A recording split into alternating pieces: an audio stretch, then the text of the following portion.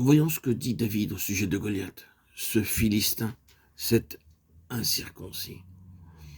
Nous savons par l'interprétation de Paul que cela représente en type cette vie naturelle non crucifiée. Cette vie naturelle qui cherche toujours à avoir une main mise sur les choses de Dieu, indépendamment de l'œuvre de la croix. Cette vie naturelle qui ne reconnaît pas la croix, qui met la croix de côté, et pense qu'elle peut agir sans la croix dans les choses de Dieu, qui ignore le fait qu'il n'y a aucune possibilité dans les choses de l'Esprit de Dieu, excepté par la croix, comme une chose expérimentée en tant que puissance de brisement de la vie naturelle, mais une puissance qui ouvre une voie pour l'Esprit. Il n'y a aucune possibilité pour nous de connaître les secrets de Dieu, excepté par le Saint-Esprit. Et le Saint-Esprit n'était pas jusqu'à ce que le calvaire soit accompli. Ce doit être personnel dans l'application, pas simplement historique.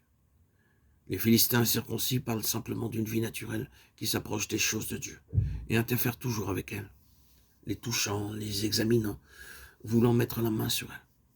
C'est une menace pour ce qui est spirituel. Et Goliath incarne tout cela.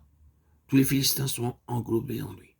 David le rencontre et le résultat dans l'interprétation spirituelle est celui-ci, que le cœur de David n'aura rien de cette chose-là. Il se place lui-même dans la position où toutes les choses seront de Dieu et rien de l'homme. Il n'y aura ici, dans les choses de Dieu, aucune place pour la nature. Mais cette force naturelle doit être détruite. Les Philistins deviennent les ennemis perpétuels de David, et lui, le leur. Voyez-vous, l'homme selon le cœur de Dieu, qui est-il? Qui est-il? C'est un homme qui, bien que les forces contre lui soient terribles, se place de tout son être contre ce qui interfère avec les choses de Dieu d'une manière incirconcise. Ce qui contredit la croix du Seigneur Jésus, ce qui cherche à forcer le passage dans le royaume de Dieu, autrement que par la porte de la croix, est représenté par le Philistin, qui est ce Philistin incirconcis. Le cœur de David fut emporté par une puissante indignation contre tout ce qui était représenté par cet homme. Cela constitue vraiment une question très grande. Elle n'a pas simplement à faire avec un monde pécheur. Il y a cela dans le monde qui est opposé à Dieu, qui est franchement dressé contre Dieu.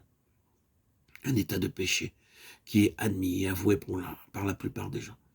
C'est entièrement contre Dieu, mais ce n'est pas ce que nous avons ici. C'est autre chose qui se manifestera même parmi le peuple de Dieu et qui ne considère rien comme trop sacré pour en tirer davantage. Cela pénétrera dans une assemblée de saints à Corinthe et exigera une lettre impressionnante de l'apôtre au sujet de la sagesse naturelle, la sagesse de ce monde, s'exprimant comme la mentalité même des croyants et rendant ainsi l'évangile sans aucun effet. Cet esprit qui n'est pas soumis à la croix rampe et s'associe aux choses de Dieu et prend prise sur elles. Ce n'est pas tellement ce qui est coupable d'une manière flagrante, évidente et manifeste, mais c'est surtout la vie naturelle qui est considérée comme tellement bonne selon les normes humaines. Le peuple du Seigneur a toujours dû rencontrer cela sous une forme ou une autre. Esdras a dû le rencontrer. Des hommes sont venus offrir leur aide pour construire la maison de Dieu, et combien l'Église a succombé à cette sorte de choses. Si quelqu'un offre son aide pour l'œuvre du Seigneur, l'attitude immédiatement prise est « Oh, bien, c'est une aide, c'est ce que nous voulons. Prenons toute l'aide que nous pouvons obtenir. » Il n'y a alors aucun discernement. Néhémie a dû le rencontrer. Il y a une certaine aide qui est préférable de ne pas avoir. L'Église est bien mieux sans l'association des Philistins. C'est la sorte de chose qui a tout le temps assailli l'Église. Jean, le dernier apôtre survivant, écrit dans sa vieillesse, mais Diotrephe, qui aime être le premier, ne nous reçoit point. 3 Jean 9. Voyez la signification de cela? Jean était l'homme du témoignage de Jésus. Moi, Jean, j'étais dans l'île appelée à Patmos à cause de la parole de Dieu et du témoignage de Jésus. Apocalypse 1,9. Le grand mot des écrits de Jean est la vie. En elle était la vie. Jean 1,4. Cette vie est dans son Fils. 1 Jean 5,11. Diotrephe n'a pas pu supporter cela. Si Christ, entre Diotrephe qui aime à être le premier, doit sortir, si celui qui aime à être le premier entre, alors Christ est maintenu dehors. L'homme selon le cœur de David, selon le cœur de Dieu est l'homme qui n'aura aucun compromis avec la pensée naturelle. Et voyez donc ce que représente David.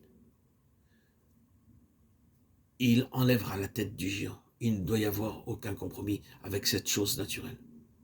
Elle doit tomber au nom du Seigneur. Non seulement la pensée naturelle avec ce qui s'appelle péché sous ses formes plus marquées, mais avec toute cette vie naturelle qui essaye de mettre la main sur l'œuvre de Dieu et les intérêts de Dieu, de les manipuler et de les régir. C'est ce qui a disloqué et paralysé l'Église à travers les siècles, des hommes qui se mettent à la place de Dieu dans son Église.